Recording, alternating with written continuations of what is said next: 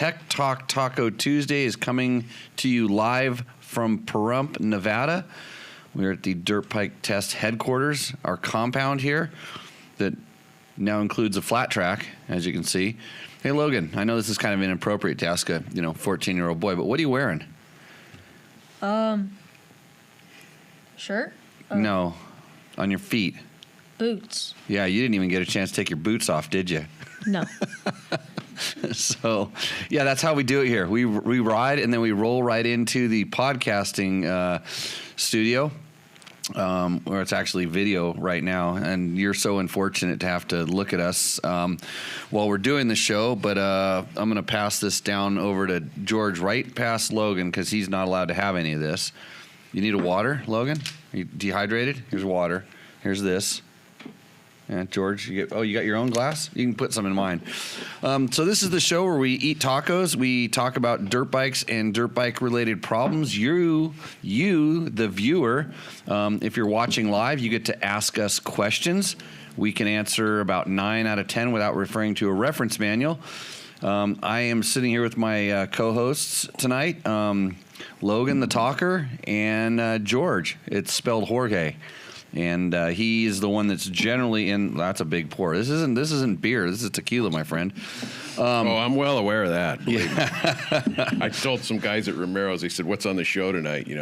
Trying to get the secret intel because there's been some teasers. Was it the guys from last week? Was it? Was it Hans and Wyoming Wayne? I can't remember names. I'm worse than you. Okay. And I said I'm going to get back, try and get Jimmy in the bag, and we'll make this fun. Okay. So I'm a professional, George. So we answer most of the questions that are brought to us and try to help you out. If you're not watching live, if you comment on this video when it's on YouTube, you can ask questions there. We sometimes give out our call-in number. I might do it halfway through the show if there's some need for it. If someone has a really detailed question they want to call in and ask us. But we wouldn't be here if it wasn't for a few sponsors that we have. And by sponsors, I mean partners, because we're not racers, so we partner with these companies. First is DDC Sprockets. Delaney drive components. You want to hold one of those up, George? Yeah. So don't drop it on your keyboard. It'll do damage. These are very, very nice sprockets. They're the ones that I use on my bikes and my rental bikes. And they're Swiss cheese-like. They look good. Nate Delaney is very proactive in the off-road land use community, and that's good with me too because I am as well. So if you want a good sprocket, check out DDC. And I heard that if you use the promo code TechTalk, you might get some discounts on the sprockets. So you heard it here first. I'd also like to thank Kate's Bars for helping us out, and also Climb. Kate's Real Food. These are both kind of Idaho companies. I survive off of Kate's Bars because my eating habits include pizza, tacos, and Kate's Bars. And best trail food you can get. And Climb makes very good motorcycle riding gear. Everybody knows that. So, yeah, maybe I'll have discount codes for those. Actually, if you email me. You've got to figure out how to do that, so you have to do a little bit of work. Then I can give you a discount code for Kate's bars, and you will then get addicted to them, and you'll have really good trail food that's healthy and made by a super fun chick that rides dirt bikes. So that's what you need to know. Is that all I need to know, George? Yeah, I think so. Should I? Tell us about those things you were giving out as swag this last week. Oh, the neck warmer thing. Those look pretty cool. I didn't. Those are so. I wish I had one handy to show you. If I wasn't out riding around like 10 minutes before the show, I would show you one. You know where to find one, Jim? Yes. There we go. Somebody's gonna go dig one up. So the neck warmer is it's like a sleeve. It's like a baklava. So it's like a tube, and you slide over your neck. And so if it's cold, you just have it, hanging around your neck. And if it gets really cold, you pull it up over your mouth. And if you don't have this nice beard like I do, like Logan, one of these days, Did you get one, Logan? You didn't get one? We didn't give him to See how you roll, Jimmy. He probably didn't ask. So But yeah, it just keeps you warm when it's cold out, and then you can use it like a hat. If you're a bald dude like me, you can like pull it over your head and use it like a hat. It almost looks like, is it sort of an insulated buff? It's an insulated kind of buff thing, but Yeah, it looks pretty a Climb cool. one. It's better than a buff. Actually, they make those light ones too for like more deserty conditions. Like if you're gonna pull it up when there's a sandstorm, this one will work like a sandstorm cover too. I run them most of the year. Really, I always have one in my pouch in my my backpack. So good piece of equipment. Actually, I think they're like $19, and once you use it a couple times, like you really use it, it keeps you warm or it keeps the sun off your dome. Best $20 you've probably spent in a piece of riding gear in a long time. So. Yeah, I was going to say, should I apologize to everybody I'm going to offend after I drink this right now? Everybody's sorry. I'll probably be sorry because I don't have much of a filter either. And I don't even know anything. So yeah, well, yeah, you just prod me all the time. So by the way, thanks, Gabe, for getting our slideshow up and telling me to turn the soundboard on. That's why when you guys all turned on earlier and the feed was going and I had to turn it off because I thought I had to reset something, and it was called the turn the switch on the soundboard. And then Gabe did a really good job of getting our 2 shows that we did last week. We did number 44 last week. This is 45. And we did another one on the Tour of Idaho. So if you have questions about the Tour of Idaho, that one was being uploaded. We had to shut it down to start this show because we didn't want to plug up the internets here, break the internets. So yeah, that's all I have. So how are we going to start this off, George? why don't we answer the people that took the time to write in and everything, and that'll help encourage them to give us questions. Right. Get So that out of the way. So right you away. you know why Logan's my favorite co-host, right? Yeah, because he speaks. He's so well spoken. He doesn't say anything. He doesn't interrupt me like you do. And but it's important right now, Logan. Remember when it's important for you to talk? Remember? Tell everybody when you're supposed to talk. When they start drinking. Or drinking. Yeah. Yeah, it's when it's time to take a sip. Yeah, then so we don't have any of that dead air time. So this is that Climb neck warmer, neck sleeve.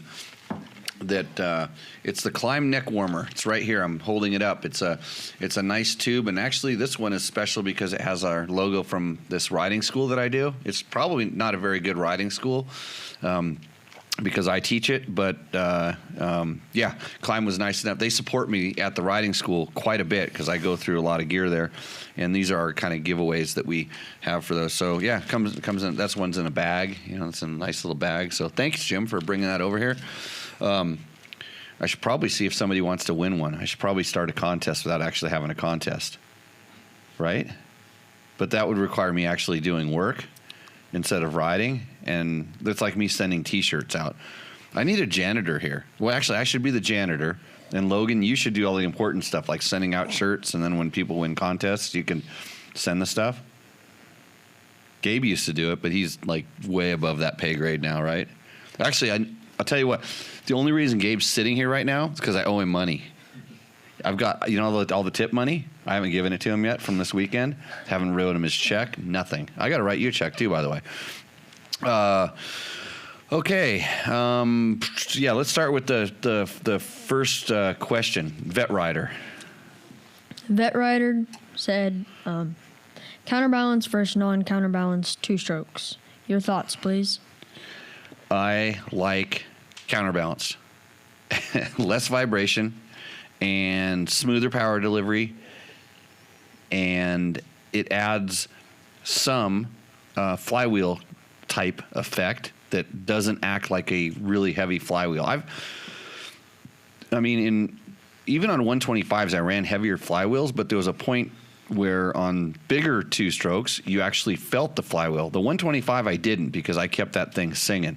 I mean, it was open, and but on the bigger 2-strokes, when they kind of get kind of chuggy and real low end, the flywheel can make it, as much as it kind of keeps the engine running, it can make it a little bit sluggish.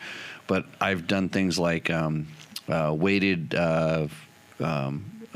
Going from an aluminum clutch to a steel clutch because they used to have aluminum clutch plates or the drive plates inside there, and then but having the counterbalance in there kind of adds a little bit of inertia, and seems like without too much of a penalty, seems like it works pretty good. So, I mean, it's kind of going the same speed as the flywheel, but maybe it's like a different. It's not as maybe not as big because they are kind of small, really.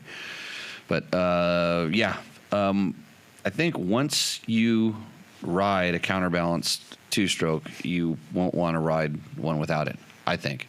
We have a question from the Peanut Gallery.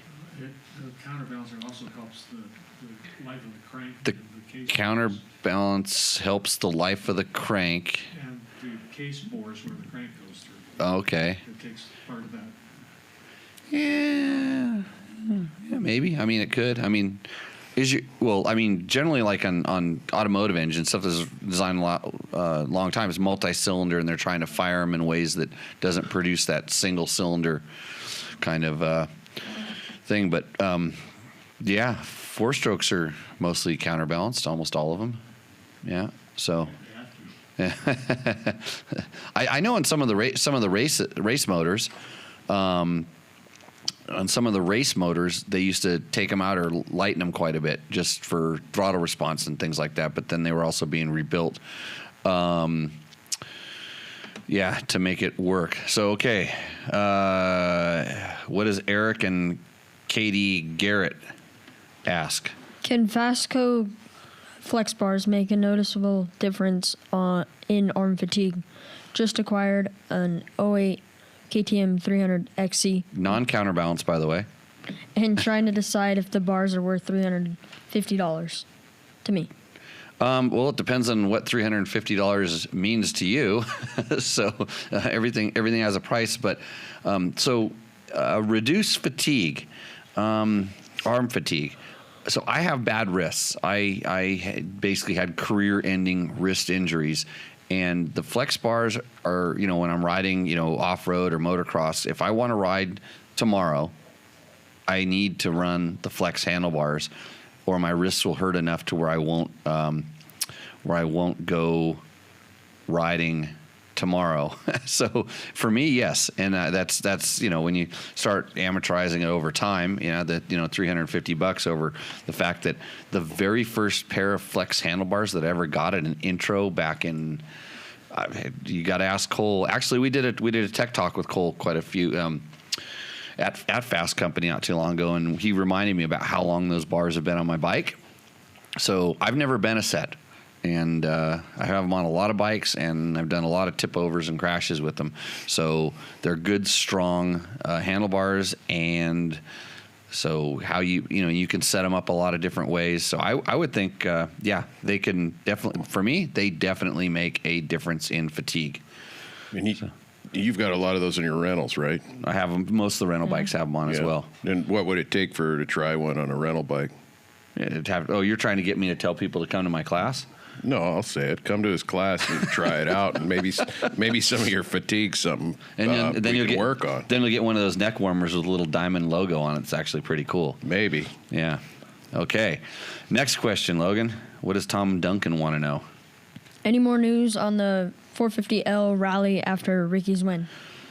So he's asking about Honda making a rally version of a Sierra 450L because Ricky Brabeck won the Dakar basically last week. No news at all. I don't think those two are really too interconnected. I kind of suspect that they're going to do that at some point. I think so, but I don't know. There's no indication that they will. You should just buy a 250 and pretend like you're Ricky. Gabe did. Gabe took our 250 Sierra 250L rally, and he went all Ricky Brabeck out in the desert. He said tried to. So that's kind of when I got it away from him. That's kind of a comfy bike. I like it. I mean, it's nothing wrong with it to me. We Gabe and I sat down and actually did a test podcast that pretty soon he's going to work on that too, right? Yeah, he gave me the thumbs up. So we're going to have that test on that bike up sometime soon. And that will be a real podcast. That will be the Dirt Bike Test podcast, because that's what it is. It's a dirt bike test. So Yeah, that's coming. That's in the works. So those are the questions we got off of the post we made today. That's usually where we grab our first ones from. And I'm going to go into the forum right now and dig around, and then we're going to get to the ones that were on the YouTube videos. So as we scroll down here, such abuse for the kids. Oh, thanks, Mark. He also commented that that's how you really pour a glass of tequila, which I like. I like just little tiny bits. I like sipping it. You're abusing the kids, and I'm the one with a broken rib. Do you really have a broken rib? Yeah. You're pretty sure? Yeah. Was that from today or yesterday? Today. On the mini bike? On the 50? That was a horrific get-off. It's all on video. It's titled like George's belly flop. I think that's what I titled it if you want to. And it's George spelled Jorge, which is kind of strange. I DNF'd. That's didn't make Mexico May. for George. So you did. Well, you just were happy to sit around and comment on it. But I told you that thing was dangerous, right? You did it on a 50. He did it on a little XR50. Yeah. Yeah, that thing, just dangerous. Yeah.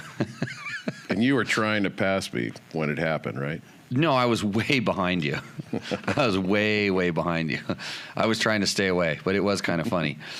So let's see. Steve Conklin says the light ones can be dunked in water, worn around the neck as an evaporative cooler. He's talking about the baklava kind of thing that we talked about at the beginning of the show. So... And, geez, my Facebook is blowing up with weird stuff. Let's see. What other questions do we have here? Sam Felipe Bob's trying to pimp my class. Taking his class is the best way to ride with him. His trail rides are like KOM from dawn past dusk. Right. Okay. Todd Kelly.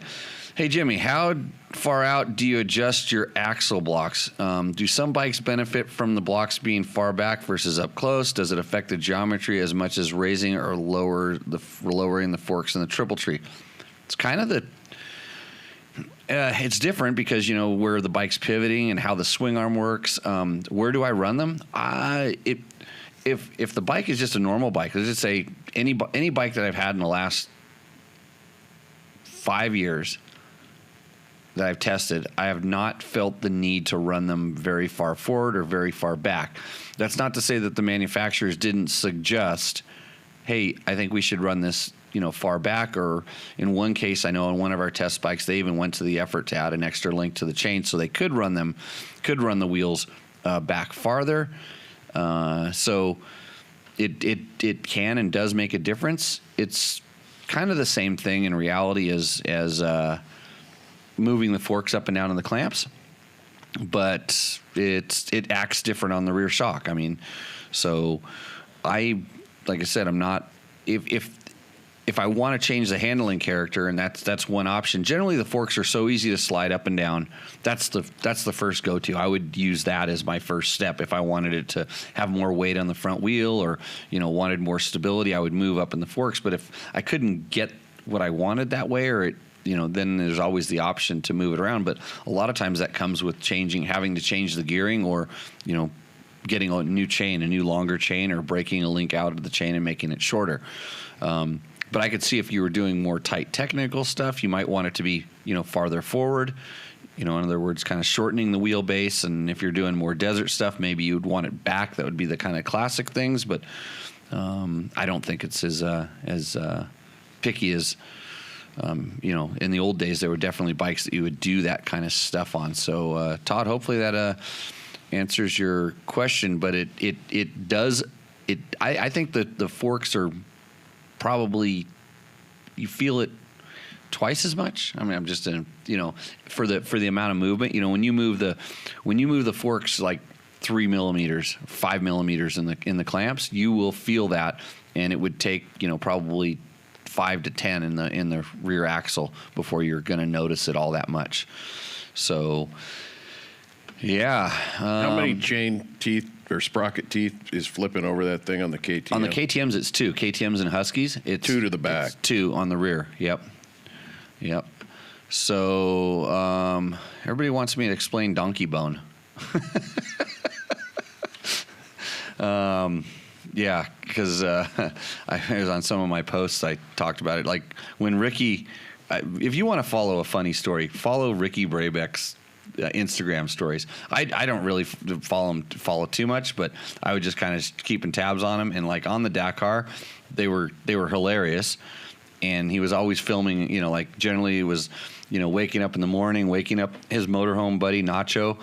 And Johnny cooking them breakfast, and there was something about there. But when they would go to dinner each night, and I remember this from when I was at dinner, you're like literally, you're scared walking up to the dinner line and wondering what you're going to get. And one day he kind of ran his phone around his plate, and he was being real careful about it and moving it around. And he kind of went through the soup and the vegetables or whatever it was, and the pasta kind of thing, and then he kind of moved it over to this. It kind of looked like a sort of a piece of meat, and he goes, donkey bone. I think one of the ones after the rally, he had it looked like everybody had a goat's head on their plate, with it giving you the stink eye, kind of the whole head with everything in it. And yeah, a lot of weird stuff like that. I saw that too. I'm not too experimental with my eating. Christian Parker asked, Jimmy, Ricky Brabeck? Uh-huh. I was curious that he wasn't more emotional at the finish after last year. Oh, after last year. What happened with Paul this year and the first time an American has won the Dakar? Any insight on why? No, I know him. I can't comment. I mean, I haven't talked to him a whole lot. I've texted him a few times since he's been back, and we don't talk about racing too much in the show. In fact, I don't even know if he's qualified to come back on this show. I mean, we usually only have guests once. Yeah, because they always come in here and they say funny things, like they try to teach riding schools and. No, you can come back anytime. Those are just sound clips. So here's the thing. If you want to. Actually, I know we have a question about it. So Dan Ford, a couple days ago, he said, hey, Jimmy, Johnny, Skyler, and Ricky Brabeck all hanging out in the same room. Tech Talk with a bunch of legends. Congrats on the hard work paying off at Dakar 2020. They did the hard work. I just pointed them in the right direction most of the time. So, yes, those guys were hanging out here. We were doing, I think it was right before we were doing kind of the last big rally training we did previous to the Dakar. And so if you want to know which episode Ricky was on, he was on episode number 5 of Tech Talk Taco Tuesday. If you want to talk about kind of a long time ago, Andrew Short was on episode 18, and Johnny was episode 41, and that's the one that Dan Ford was talking about. So yeah, those that was good old times. That was Ricky was on at Ramiro's, and he was there the night that I had my 200 tequila. So yeah, he was celebrating with me. That was my victory. He celebrated me with my big victory. So I'm celebrating in his big victory. But yeah, super stoked and on all the American guys' performance over there. Ricky especially, and I mean. Maybe we can get him on, Chris, to talk about that kind of stuff, but I'll let him talk about it. That's not me to interpret what someone else thinks. Kevin Omo, why did KTM not put a 6th gear in the 450 XCF like they did on the 250 and 350? Kevin, that is a great question, and I have the same question. I don't know why they didn't put it in there. Probably because they can just take that SX motor and throw it right in the they don't have to do anything to it to make an XCF. So, and in reality, you only need 6th gear to go really, really, really, really fast. That you're probably, like most riders, are probably not going to run out of gearing on that bike unless you're doing, desert racing. And if you're doing like normal desert racing, you can gear your bike up enough to make it go fast enough and still get away with kind of the tallish first gear. But that brings up another question. That's what this is. That's what this note's for right here, Logan. So this other guy that I know, this guy Andrew Short, anybody heard of him? He was on Tech Talk. I just talked about it. He called me up today. He's fresh back from Dakar, and he asked me. He said, "Hey Jimmy, I was on your website, and your guys." He asked me, "Were you the one that put that 6th gear in the KTM?" Because he has a Husky FX, and he's doing the same thing. The guy hasn't even been home for 2 days from Dakar, and he's throwing a 6-speed into his bike. So, because he's one of the few people that can use a 6th gear, by the way. So he called me up and was asking me about it, and I said, I don't know anything about it. The website tells you how to do it, but I was going to give him Trevor Hunter's phone number and have him call him and ask all the questions. So I do think that that bike should come with a 6th gear, but I generally ride the EXC, and it has a 6th gear because I like to haul ass too. So is that a good answer, Logan? Yeah. I did okay? Huh? Good. So it's time for you to talk. Read me a next. Where are we at? What do we got? A question over out in the field? No, we need a. You don't worry about that. You worry about that. Does the rally, the 250 rally thing? Mm-hmm. Okay. Tomik Razor commented, hello, did anyone try to swap this non-adjustable fork with, let's say, CRF 250X fork? Will it fit? So Tomik is talking about the CRF 250 rally that Gabe is tested.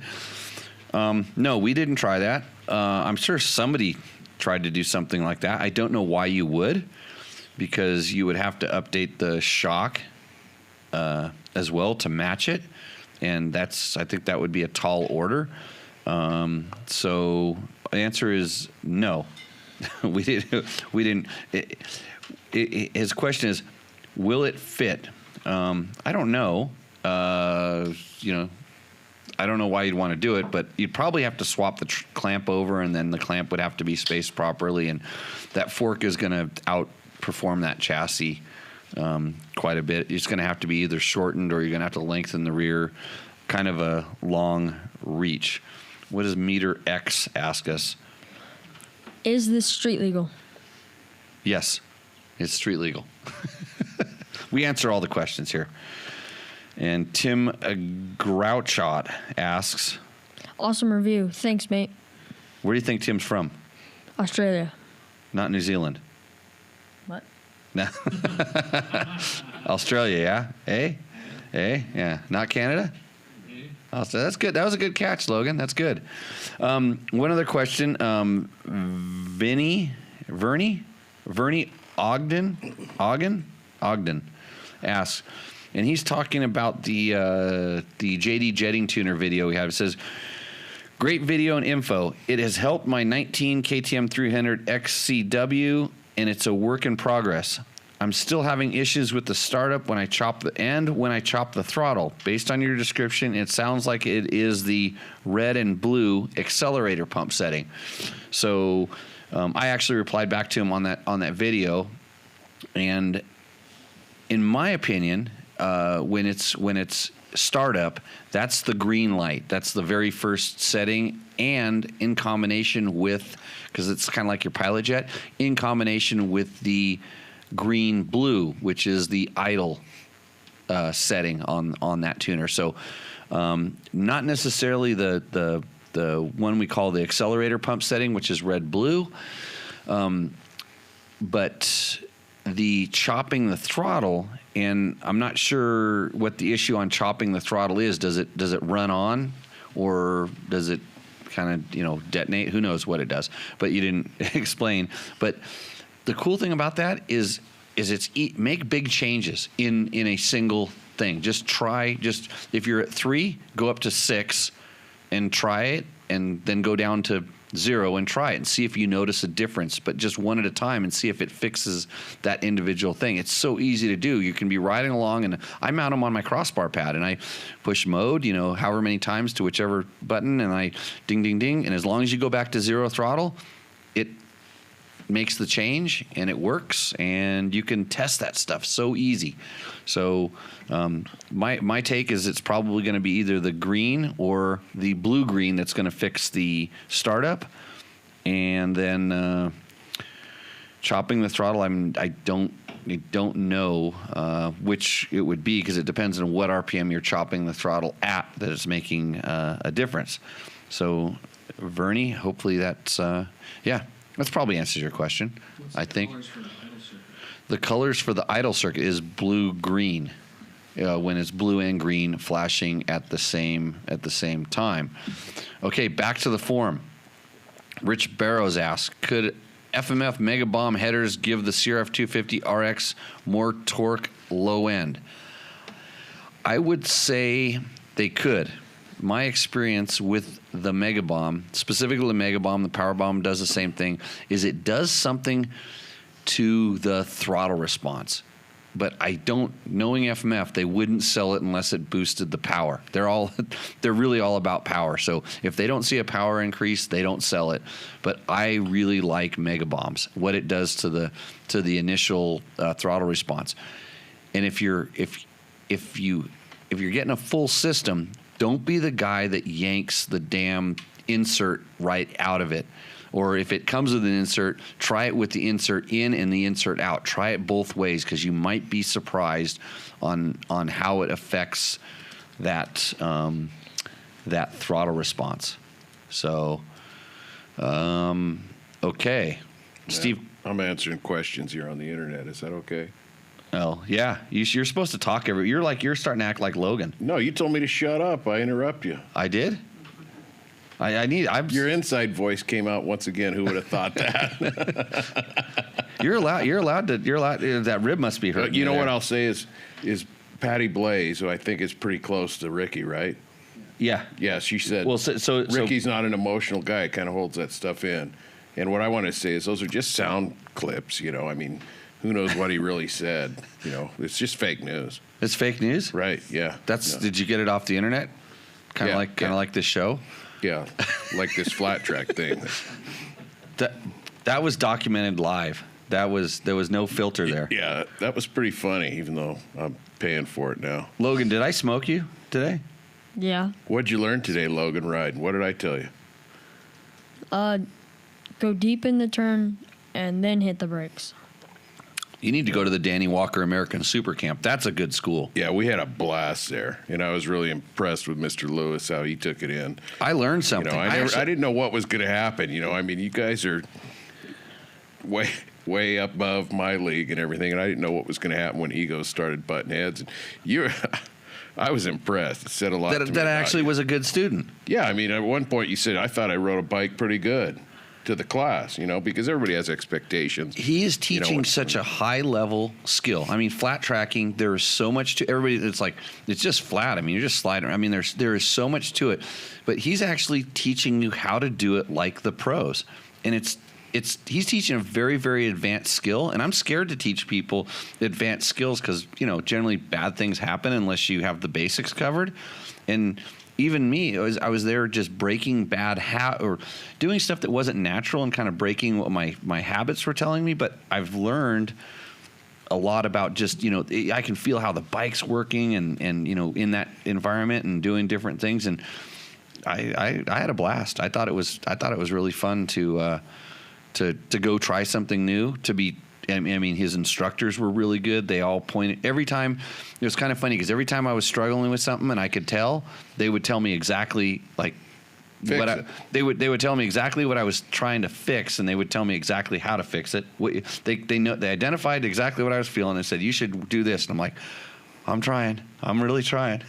No, I think it was really good. You've taken a couple things out of there, and Danny's supposed to come out and do a school with maybe his number one guy, Robbie Peterson, but I think I'm going to call him out. Danny Walker, you're too scared to come out and just see if you can learn something from Jimmy Lewis. I don't know about, I teach people how to let the clutch out and what else do we, stay in balance. It's kind of important, right? Well, I remember. Bingo? letting go. Letting go of the bike. Yeah, not holding the Honda 50 all the way till it drives you into the ground and breaks your ribs. You should have let go. Yeah, Yeah. because it's really not that far of a fall. I mean, your legs are kind of short, so it was kind of a fall. So, hey, back to the thing. So Patty Blaze is Chris Blaze's wife, Right? And Chris Blaze had the same Dakar success that I did. He's also been on the podium, and he's also finished 4th. He was a KTM factory rider kind of after I got done. So he was kind of a couple years after. I don't know specifically which years he was there, but so yeah, it's a small community. They're all high des people. They're up there in the high des. So you're not going to blow your horn here, but I think that's pretty cool that you achieved your goals and things that you did, and held those records and sat in those places and are such a huge part, of this next wave of people. I come out here and I just drive around and I do some logistical things when Jimmy's doing some of these trainings with these guys. So I've met them, which is cool. So we just make it work. Don't interrupt me. I'm going to interrupt you. So when Ricky talks about team, it goes all the way down to guys like George and Jim here, who when we do these trainings, we're going out and watching out to make sure that nothing bad happens. We have, whether we're taking gas to super remote locations or just have somebody close by in case something goes wrong. We're tracking with, we have a pretty elaborate tracking system that we're paying attention to where everybody's at and what everybody's doing. But that's all okay. I'm thanking you. You're cutting me off because you're a humble guy.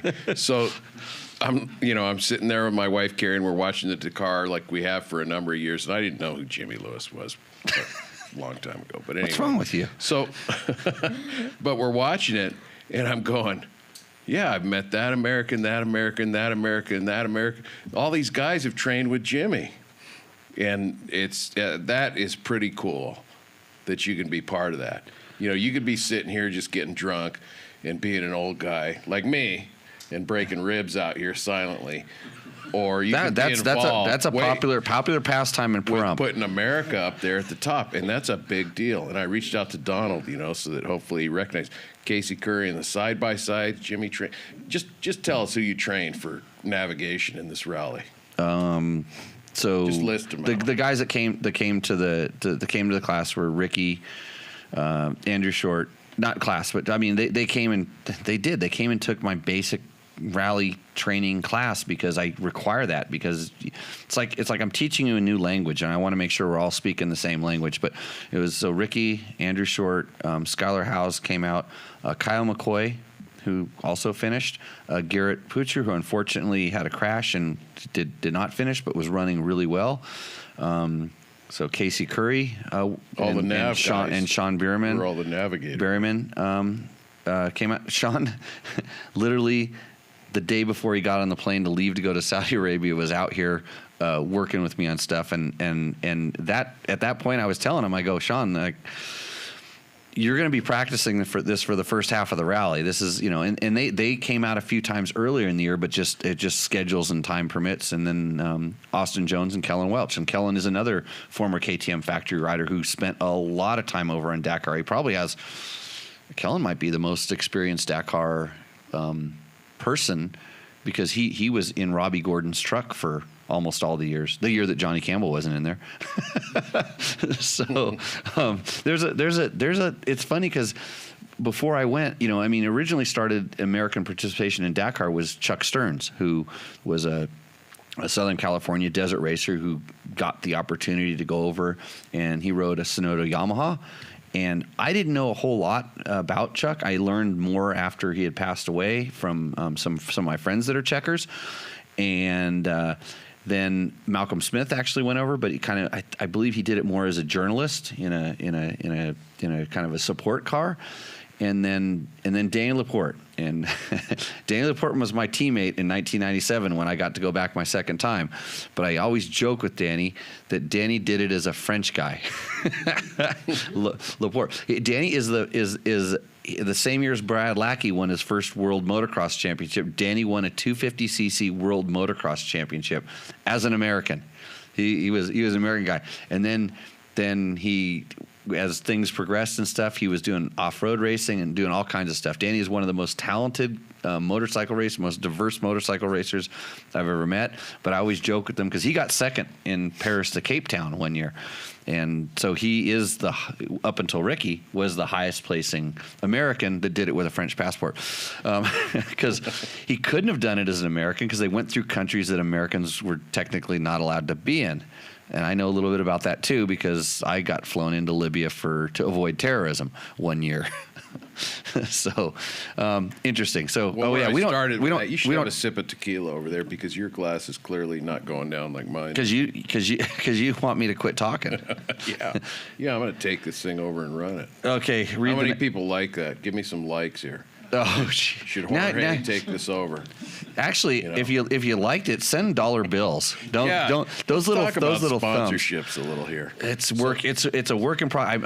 I've been working all that time when I say I can't come out and play. You guys are out in my garage like cleaning carburetors and like Jimmy, when are you going to come out and show me how to water the flat track? Yeah, Because I'm kind of particular about that. And by the way, I do. kind of particular about everything. I know there's a bunch of people here. Oh, geez, you just blew up the face things with likes I or always something. do. It's my curse. Just got It's probably gay Hispanic males. That's why We you talked about that. That's why you have 8 followers now on Instagram. 12. I think I was up to 12. I was surprised when I went live on the flat track. I think 5-6 people came up. Logan, how many followers do you have? I don't know. Doesn't your whole school follow you? No. No. Okay. Anyway, Jimmy's about to take a sip because I'm probably embarrassing him. But yeah, I think that is just so cool. I mean, it's cool that people I've met just being Jimmy's guy, spiritual advisor, and life coach. But no, just Jimmy's guy. Hey, George, you want to come down? These guys are going to be. I'm doing rally training. We need to relocate cars. But I'm sitting there watching the Dakar rally, and for the first time, these American guys are placing first. I'm even getting teared up thinking about it. I'm going. I'm not very My emotional. God, so. Jimmy Lewis is doing this, and I remember because I'm not a racer guy and I don't follow that stuff. The first time I came out to help him with a rally training, he says, "Yeah, this Andrew Short guy is going to come out," and I met Andrew in the roundhouse there, and he's limping around. I said, "Oh, you hurt your leg, or something?" He says, and he's such a good guy. He says, "Yeah." He's just a good man, a family man. He says, "Yeah, I heard it in a race a couple months ago." And then I'm, walking around, whatever, Google him. In a Andrew race. Short. I go, "Oh, yeah, I saw, Jesus Christ, this is a Dakar here. I saw all this and everything." And the cards he was dealt this year were not good. And I think he handled them real well. Yeah. And I want to, if he chooses to, I hope we see him back and in the mix and everything. And I don't know. He's a guy to follow. He's just a good man. He's really impressed me. He's a nice guy. Yeah, it's probably one of the nicest motorcycle racers I've ever met. Just like I've known him from when I was a journalist, when I have to interview him and stuff like that. He was always so cordial and nice. He was almost too nice. It's like you wanted him to kind of get mad because then maybe he'd say something that he wasn't supposed to. Well, we were talking, and he says, I've heard about Jimmy, met him a couple times or something. He says, "I really kind of thought the guy was an a-hole or whatever." But then I started wanting to get into this rally thing, and I heard, "Oh, Jimmy's the guy to go to or whatever." And so I did. He says, "I'm kind of figuring Jimmy out. This is good. I like him. This is a great guy." Don't say that out loud more. You're not allowed to say that. It's good times. I mean, it just motorcycle people in general are really, really just. I like motorcycle people. I like dirt bike people, and yeah. So hey, and by the way, Andrew's the one that told people on this podcast to ride with their feet down in the sand. So don't go to his riding school. Well, I got to take something back. He definitely can ride through the sand dunes without a tire. And if you haven't seen the video, so follow Andrew Short. Go follow Andrew Short on his social media and roll through his things, and you will see he had something like he was dealing with jet lag, like riding through the sand dunes without a tire in your rim. And the only reason he didn't have a tire in his rim because he was such a nice guy that he gave a KTM. He's on a Husky. And they're kind of the same, but not the same. He was on a Husqvarna, and he gave his his wheel, which had a good tire on it, to Toby Price. Competitors are allowed to share parts and Andrew had got some penalties and some mishaps, so he was really out of the mix for a podium deal. Toby was still kind of still in there. I mean, yep.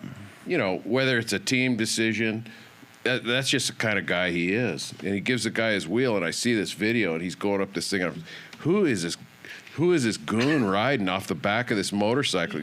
That's supposed to be Andrew. And I'm like, looking at it, I'm going, I got to talk to Jimmy about this, see if this is the right body position and all that stuff. And I'm looking at it, and I watched it about 3 times. I go, holy, that's a rim. There's no tire on this thing on a dune I cannot ride up. I don't know. I couldn't ride up that thing. And he goes up there, and I thought, man, that really kind of, it was a big statement to me of what these guys are going through out there. Yeah. This morning, seeing what these guys were posting, I can tell Casey Curry and Rick, they miss being there.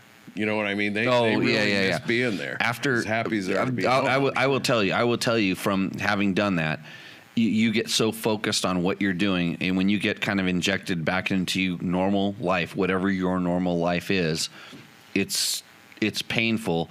And what you hated 3 days earlier, I mean, I kid you not, when I was racing rallies, you get 7, 10, 12 days into the rally, you wake up in the morning and you just had the worst sleep and miserable. I was in a tent, because that's the way we did it back in the old days, because it was all uphill and snow both ways, but we were in a tent, and you can't wait to get on your motorcycle. About 10 minutes after you're on your motorcycle, you can't wait to get off this stupid thing why does it only have 2 wheels, and why is it cold? Why all day long? And you just say, because all I want to do is actually eat. I really want to get off this motorcycle and just eat. And then you get done, and remember me talking earlier about food. You get off your motorcycle and you're walking to the food tent. Well, you usually have to wait like 3 or 4 hours so that they start serving food. But you're walking to the food tent and you're going, oh no, what are they going to serve me? I can't wait till I can go to sleep again so that I can not worry about riding a motorcycle and eating. And then the cycle repeats itself. You literally, all you want to do is the next thing, but you don't have a phone. You don't have to talk to people. You don't have to answer emails and all the, no interviews. I mean, Ricky's probably going through interview hell right now. That's why. Yeah. That's why. No, I didn't call him and ask him to be on the podcast. When he's ready, it'll be way better if he comes in here on his own time when he's ready. And it's funny because all of them right now are saying, I'm taking a month off motorcycles, which I totally recommend, but I guarantee you in 1 week, in 1 week, they're just going to want to go ride their dirt bike. That's what they're good at. He wants a 6th gear in his Husky. Yeah, he's putting the 6th gear in there. I don't know where he's going to use 6th gear in Texas. He's been home 35 hours or something. Yeah, he'll call me. He's going to go on a ski trip for the family. He's going to have a good time, and then he'll call me up. Let's go rip through the desert. So, yeah, 6th gear. So, okay, we got a lot of questions there, Logan. What do we got over there? Okay, I'm going to answer this one. Robert Walker, lots of Honda 250L power out there, questions out there. What's the best 3 upgrades for more power? Well, Robert, I'll tell you something. If you do one, you have to do another. It's all kind of a system. So what I would do is I would do something initially I would try something with opening up the airbox, adding a fuel tuner, and doing something with the exhaust. So those 3 things in combination, hopefully somebody has a good setting someplace. I'm sure there's a bald guy on the internet that probably has a video about it, and he'll sell you everything you need. So not me, but those 3 things. Go ahead. Jesse Whitehead. Really interested in Taco Tuesday, especially KTM dome washer and thermo setting talks. I had a dome washer failure on on my Husaberg 570. Whoa, Husaberg 570. Yeah, you teared up a few minutes ago when you're talking about me racing. Yeah. I tear up when I see the word Husaberg 570. I took the tires off those rims, by the way. It's sitting there because you might want to look at the tubes and see how you want to put it together. My Husaberg? The blue rims out there. Oh wow! Because they need because those go on the Husaberg. See, it's the small people. Husaberg, yeah, my Husaberg's blue, and it rips tires off the rim because it has quite possibly a lot of power. So It has to be operator air. So what the what he's talking about here. Oh well, so he has a couple code words in there. It's actually kind of hard for Logan to read this because there's code words in there. So he's saying that we had a really interesting talk. Talking about the dome washer that's on the output shaft on KTM's, Huskies, and Husabergs. You know, they're all kind of the same. I just finished changing mine. You changed yours, yeah, because yours was leaking also. Yeah. So, and when he says TAT, that's the Trans-America Tour. And so he uses Husaberg as a dual sport bike, which it could quite possibly be the best dual sport bike ever because it has, like, so much power. Like, I mean, a lot of power. Like, if you want to, like, roll the throttle on and the intake noise talks to you when you're, like, accelerating and, like, lifting the front wheel off the ground, that's what a Husaberg 570 does. You've ridden mine, by the way, yet? Not yet. Not yet. It sits there. It's hanging out. Like, when we're at the school, you know how we all switch bikes? Yeah. How come you don't jump on the Husaberg 570? I don't know. Chicken.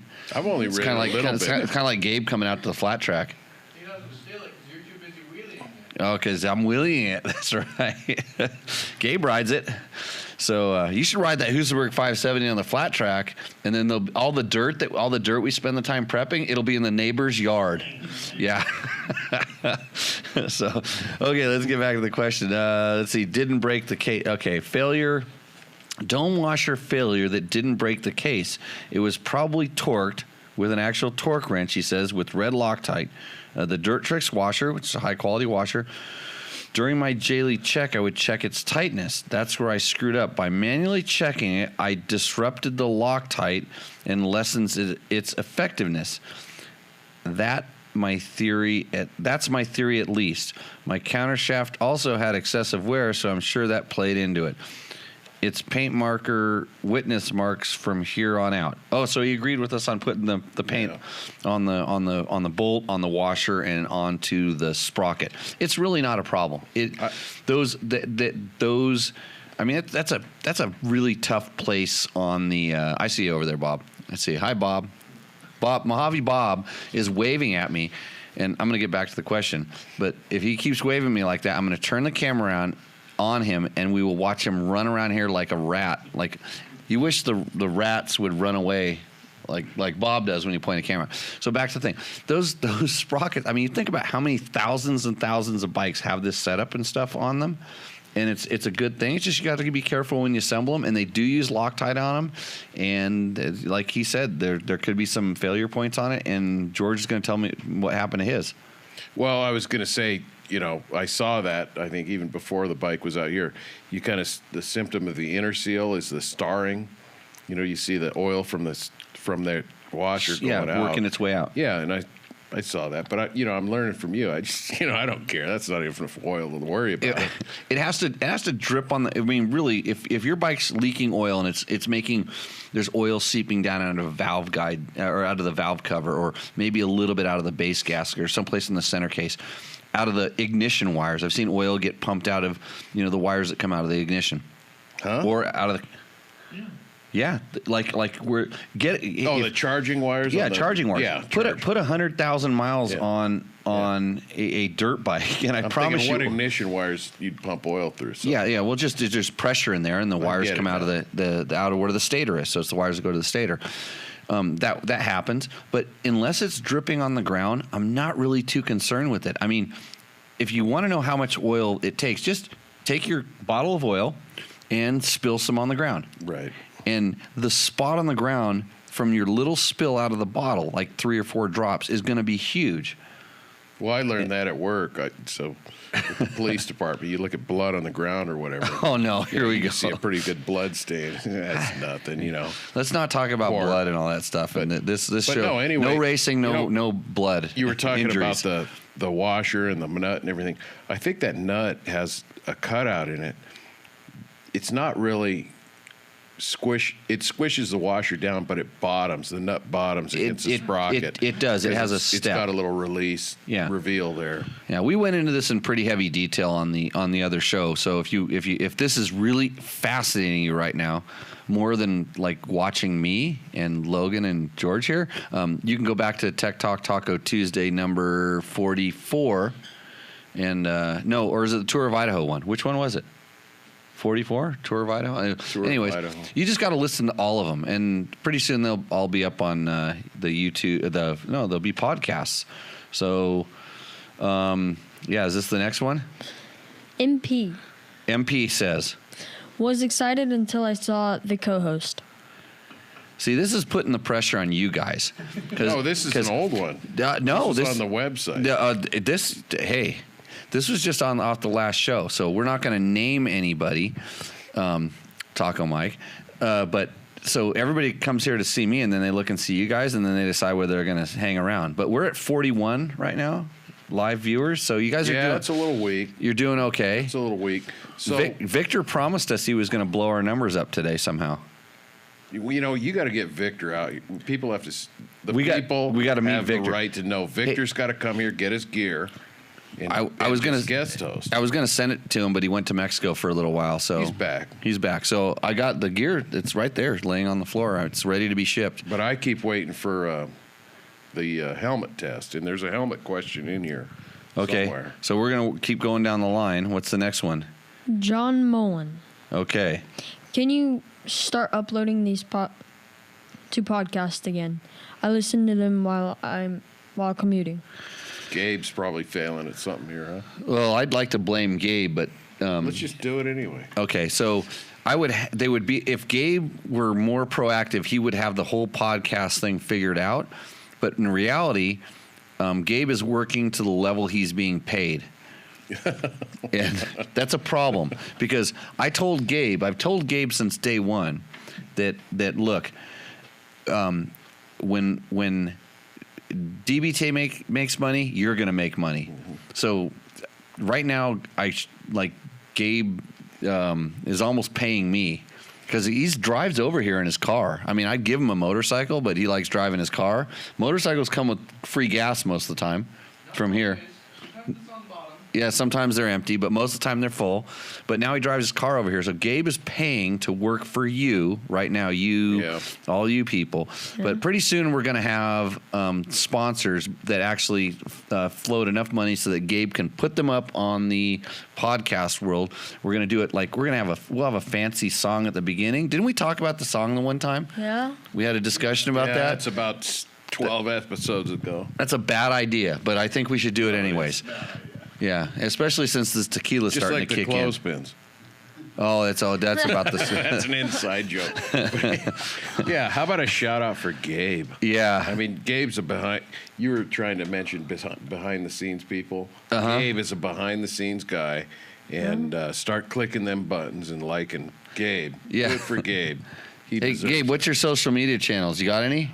He's not allowed to be on No, he social doesn't media. do the social media thing. He's still pure. We should love him for that.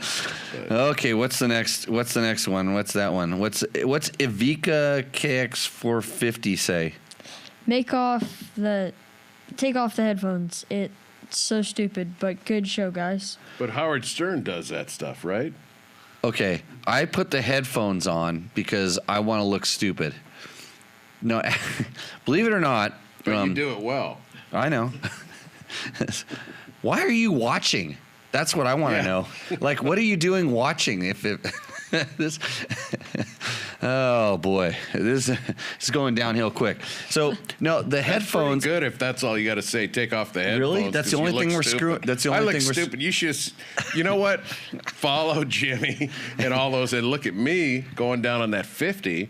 If you want to look stupid. Well, it's okay. So we left Logan without was bike setup, we left by the way. Logan without the headphones right now. But the reason that I'm wearing headphones, and this is just something like I'm going to talk about, sound, and which we're frankly we're horrible at. If anybody knows anything about sound, they would notice this. But I'm wearing them because it allows me to hear certain things that could be bad to you and bad other ways, and it kind of. I don't even know what it does. So I just think it looks cool. So we'll just be in a disagreement. Next question. Joseph Castleman. Yep. Next week, how about tire selection for 20 Street 80 Dirt? And your personal setup on your 350 and 500 EXC. So tire selection. So he's talking last week from the video last week, and he's talking about this week, which is now. So Jimmy Lewis runs Kenda Parker DTs 86% of the time, front and rear. And then I switched my rear tire over to a Kenda Equilibrium. Sometimes when I'm going to be doing more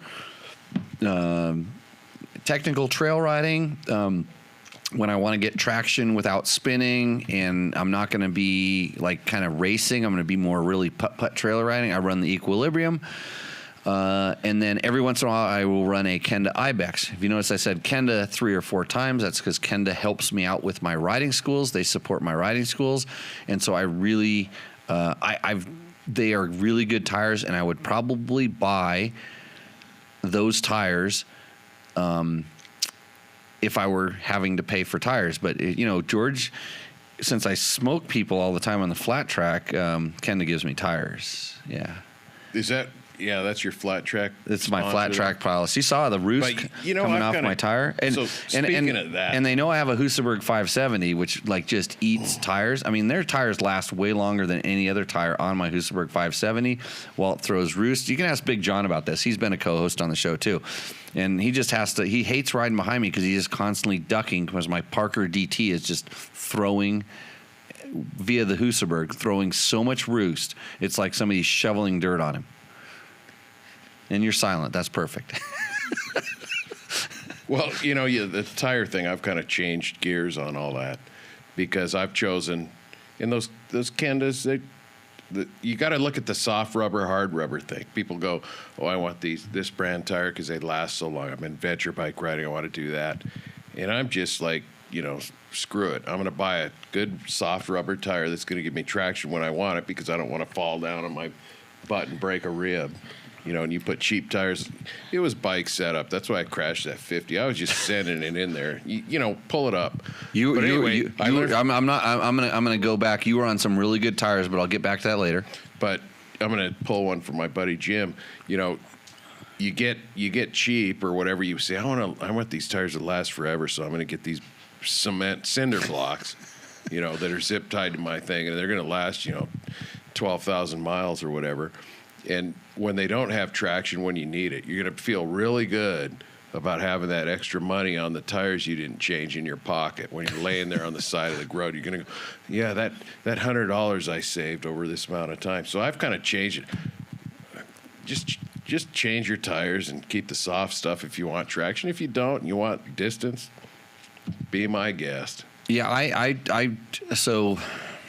Yeah, traction isn't free, and generally when you get a really long-wearing tire, it has to do with the compound of the rubber and stuff, and so that compound probably is not like gripping, and that's what causes wear is the tire, gripping and being able to kind of dig in or hook on things. Why would you want that? Why would you want your tires to grip the road? Actually, any place. Why? Yeah. It's silly. And the good thing about the tires is for most people, they're easy to change.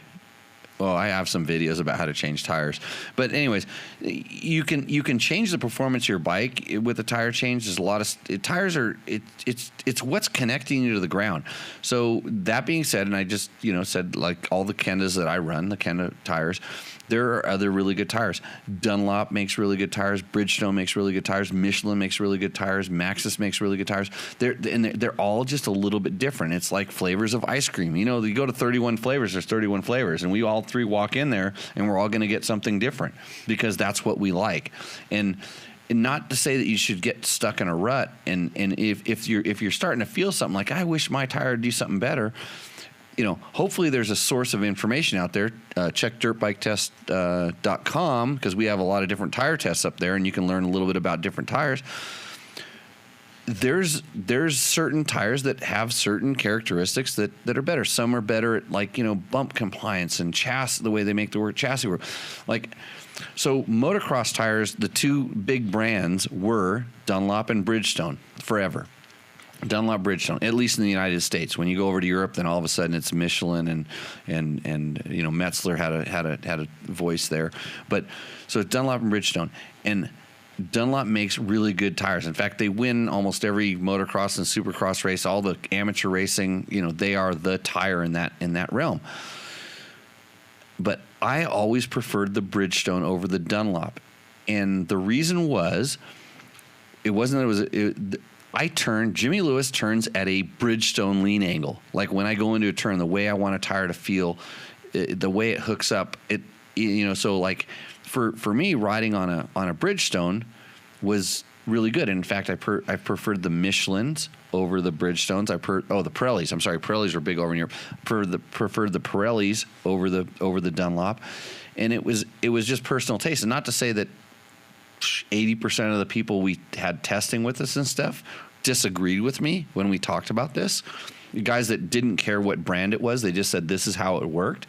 So it's kind of all on, you have to try this different thing. So if you're struggling with something where your bike doesn't feel like it's working, man, change the tires. So easy to try something different. Talk to your buddies. That's my problem.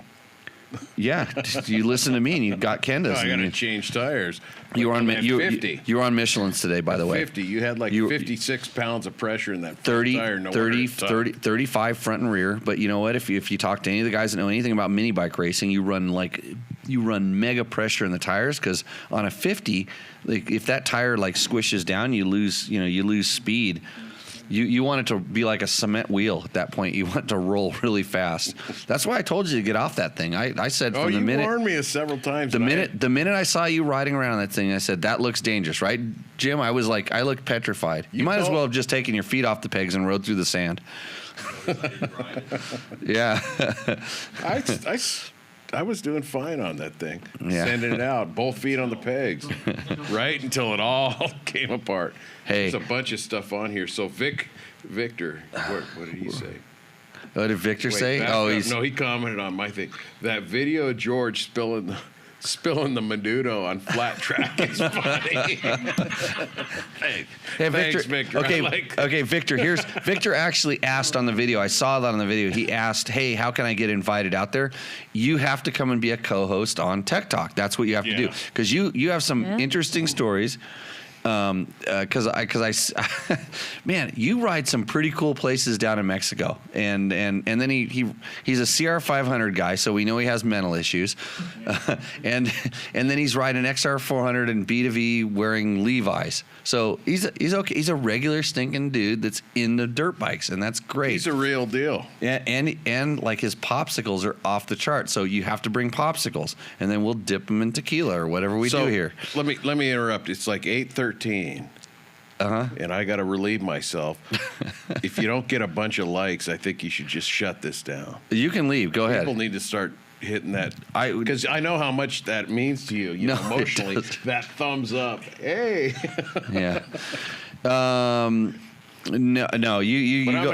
I'm gonna excuse myself. Yeah. I'll be back so you can talk about it. Oh, you just blew up You the thumbs up take thing. my headphones. Hey, Logan, you want to look stupid and wear headphones?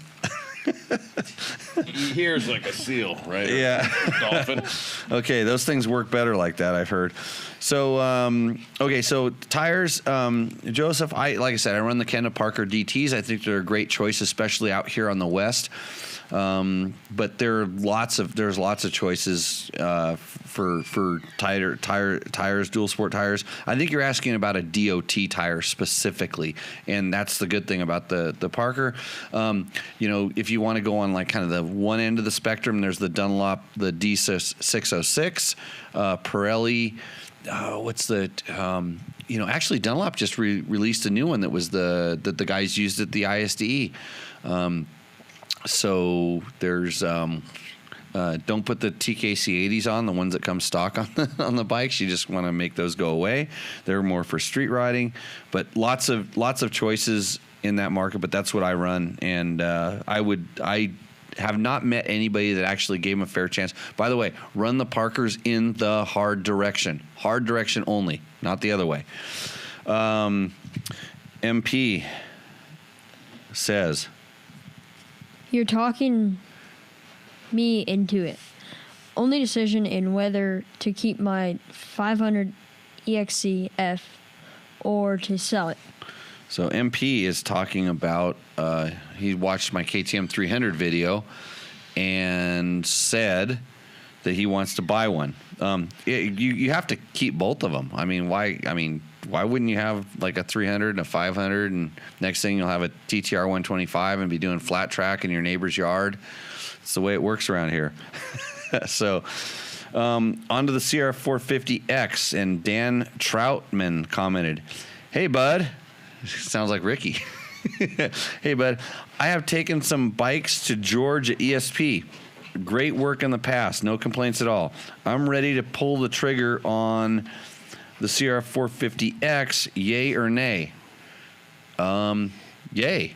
Yeah. Why wouldn't you? I mean, if you're considering it, I don't know what you're coming off of, because you didn't. I think he was watching either our Tech Talk with George or a CR 450X video.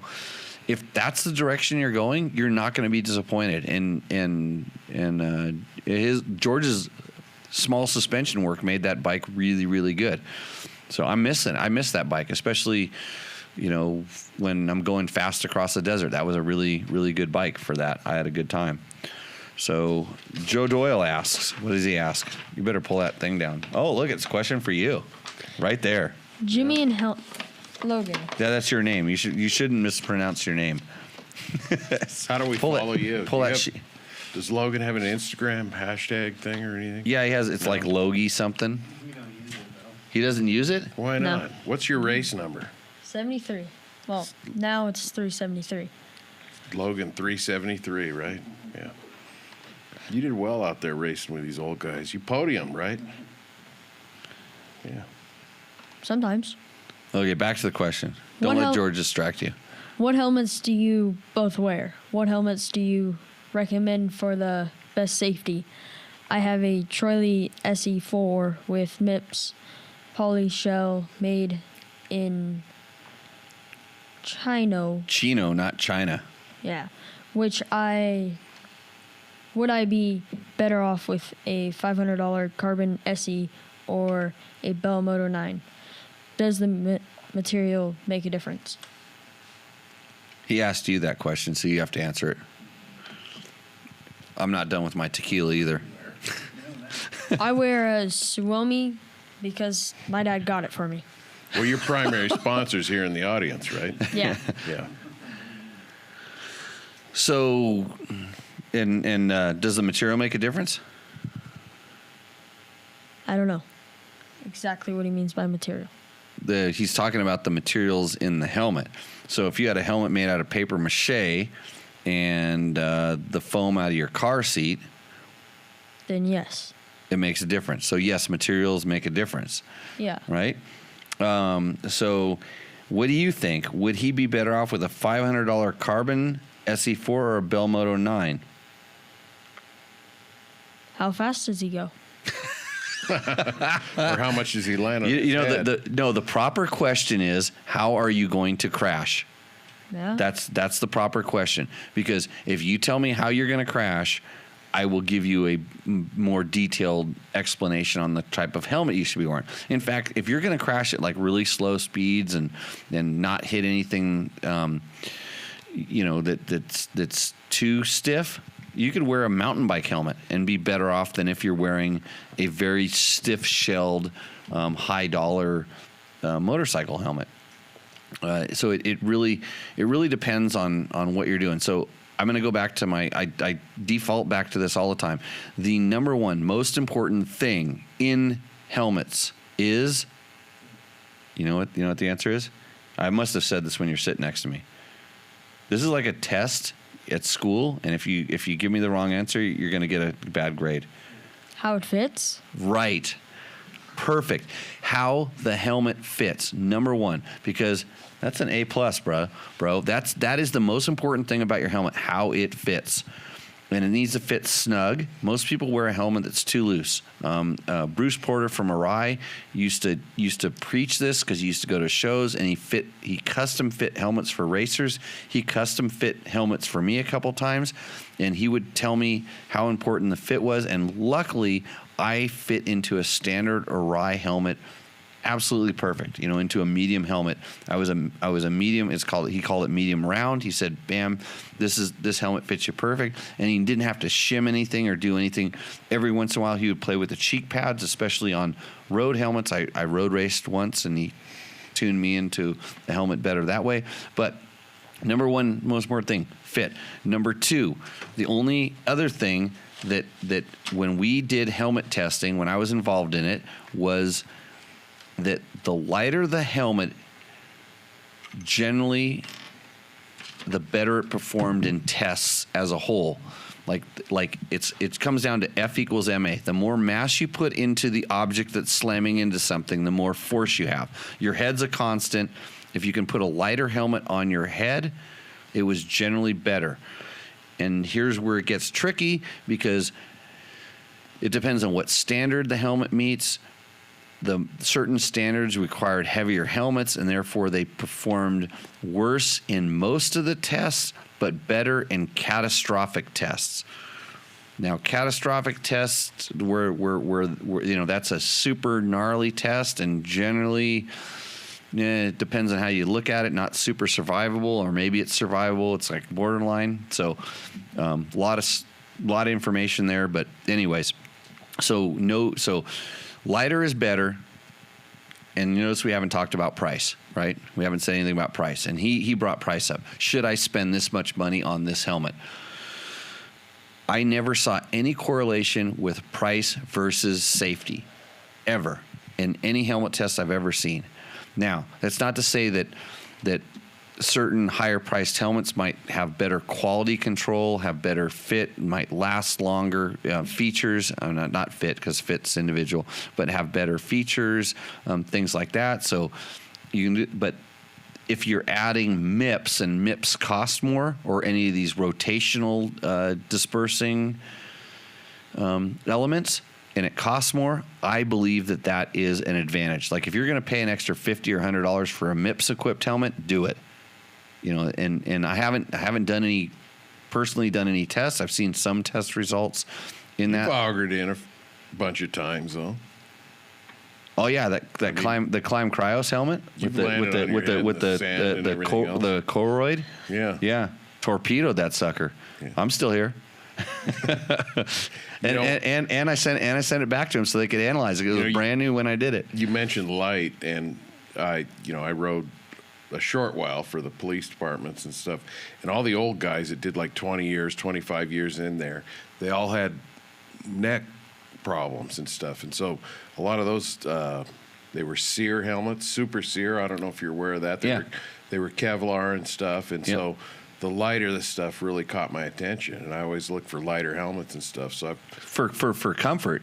No, not for comfort. Oh, just for safety. I want to ride forever, and okay. I don't want neck problems because I got 5.5 pounds on my head rattling around.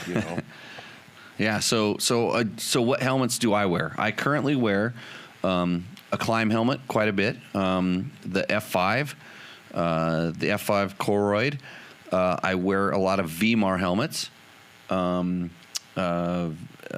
It's funny because they used to be very expensive and now they're inexpensive, but they're also still light. They still fit my head really well. Good quality helmets. I wear the Climb F3 a bit. Look at that nice helmet over there. I haven't had a chance to wear it because I haven't been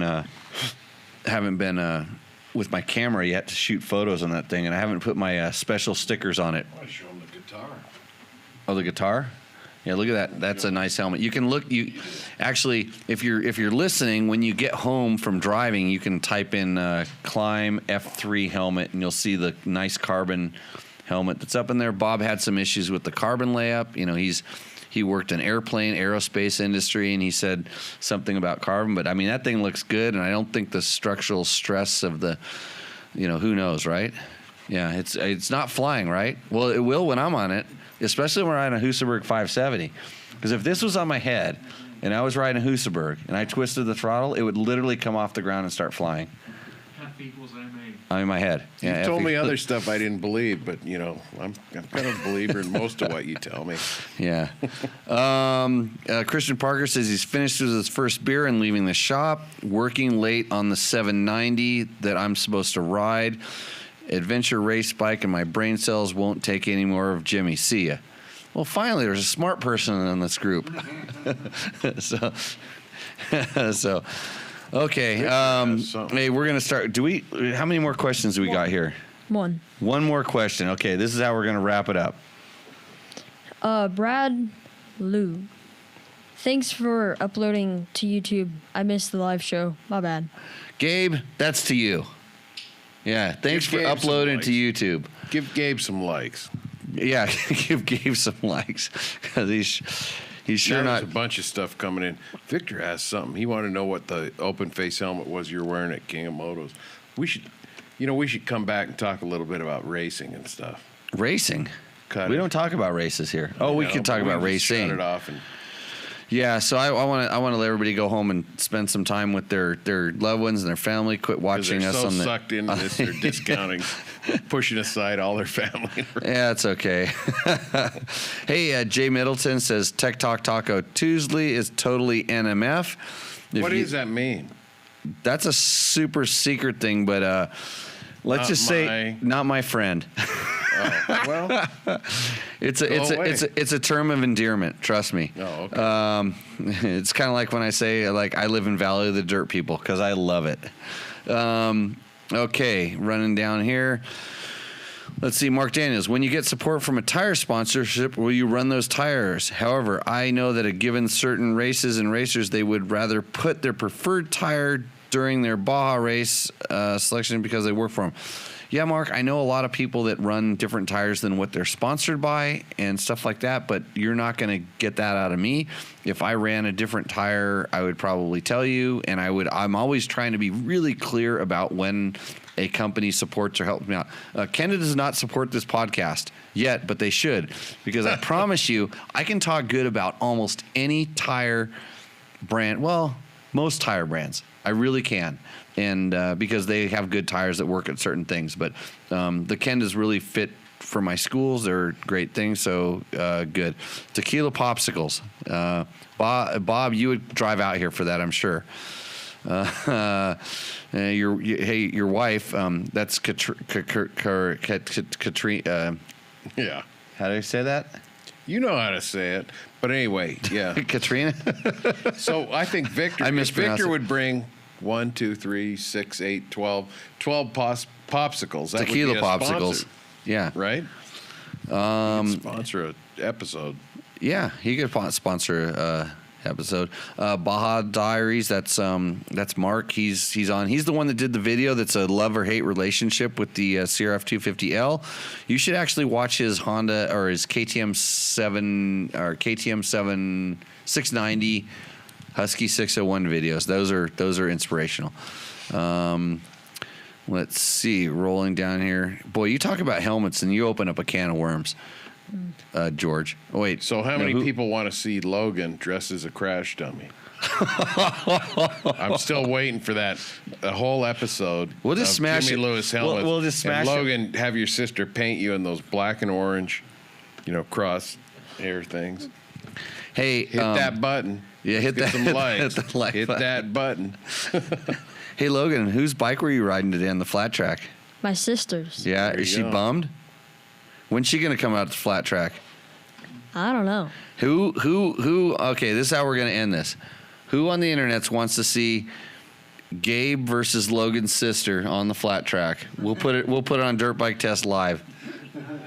Because she doesn't ride much, does she? Here, I'm hitting just the learning. button. Okay, you're hitting the like button I'm already. hitting. Wait, I'm hitting some laughies. I'm hitting some O's. Okay. Yeah. Hey, thanks a lot, guys. Thanks for watching us. I know these things run a little bit long every once in a while, but good times. If you have a chance, share this video. I know Victor does watch parties. They're probably hilarious. I wish I had time to watch them, but I have to do all the work that Gabe doesn't do on the backside of this program because he's out driving his car around, bumping his stereo, and wasting gas He out was here. cool. He had a in Pro- Jeep and a dirt bike at one time. I remember that. Back in the day, you had a Jeep and a dirt bike. He's into right, Gabe? economy cars. Yeah. Yeah. Got a Look, good stereo. Oh, now he's giving us the evil eye over there. We're lucky we didn't take calls. God, we're their adult role models. Can you believe that? No, they hate us. Kids hate us, right, Logan? No. Oh, okay. I'm gonna run you off the track next time. I almost got the kill button, didn't I? Almost. Almost. I thought you were just like touching me, and I was like, oh, he's right there. Well, I know that's strange too, Oh, like touching yeah, kids. I was asking you what you were. I was asking you what you were wearing earlier, and now I was trying to touch your kill button. How did I do out Okay, there, Logan? on that note, we're gonna shut this show down. But we'll see you next week on Tech Talk Taco Tuesday, and for George, spelled Jorge, Jorge. and Logan, we'll see you out in the trail. Cheers, guys.